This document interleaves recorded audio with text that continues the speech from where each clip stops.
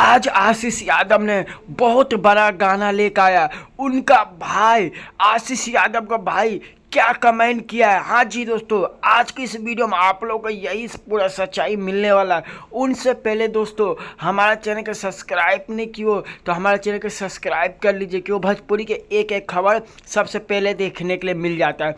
चलिए दोस्तों, बता दूँ आशीष यादव का सबसे बड़ा गाना के बारे में जो आया है अभी फिलहाल, और आशीष यादव का भाई क्या कमेंट किया है। तो चलिए आज की इस वीडियो में बता दूं, सुपर हिट इतना ज़बरदस्त गाना है आशीष यादव का, तो आप लोग भी देख कर भी हैरान हो जाओगे। जी हाँ दोस्तों, आप लोग भी आशीष यादव का गाना देखकर हैरान हो जाओगे।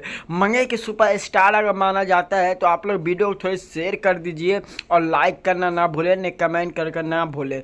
आप लोग कमेंट करके बताइए आशीष यादव का ये गाना किस किस ने सुना है। तो आप लोग को मैं बता दूँ, यूट्यूब पर जाकर आप लोग का सर्च करना है आशीष यादव का न्यू गाना।